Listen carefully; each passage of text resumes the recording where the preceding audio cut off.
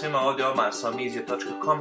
Danas ću vam pokazati nešto neobičajno za naš kanal, a to je novi profesionalni mikrofon koji smo kupili kako popravili audio kvalitetu naših videa.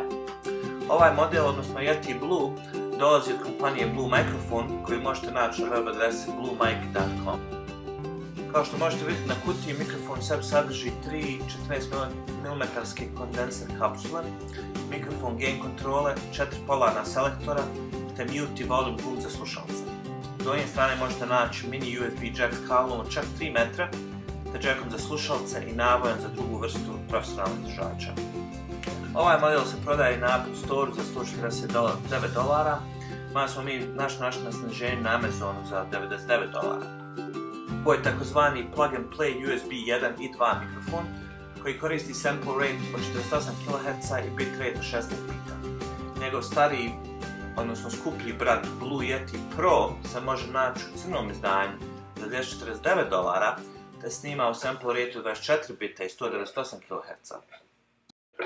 Sada uz pomoć post-production magije ćemo se prebaciti na Blue Yeti mikrofon, tako da možete vidjeti razliku. Do sada smo snimali s običnim mikrofonom koji dođe u posljednjoj generaciji iMac-a, a sve ostalo će biti snimljeno sa Blue Yetijem. I evo sada snimamo s Blue Yeti mikrofonom. Prvu stvar koju ćete primijetiti kad ga izvodite iz kutije je to da stvarno radi o masivnom mikrofonu, koji u sebi sigurno ima jedno 2 kg ako ne i više. Kao što vidite, sprijeda imamo volume i mute gumbe za slušalce, a ozada gain kontrole i 4 polarni selektor koji vam dozvoljava da snimate zvuk na različite načine. Tu je naravno regularna stereo opcija koja hvata zvukove sa svih strana, ali najviše sprijeda, a cardioid opcija koja hvata zvukove sprijeda, te najbolja opcija za YouTube videa i podcaste, odnosno ova koju mi koristimo.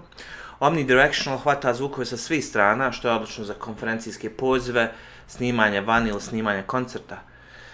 Bidirectional postavkom hvata zvuk sprijeda i s ozada, te je dobra za intervjue, vokalne duete te za snimanje više od jednog instrumenta. I to vam je Yeti Blue. Mi ćemo se nastaviti igrati sa svim postavkama dok ne nađemo onu koja nam najviše odgovara, iako Bog da u budućnosti će nam video zvučati malo profesionalnije nego do sada. Do slušanja.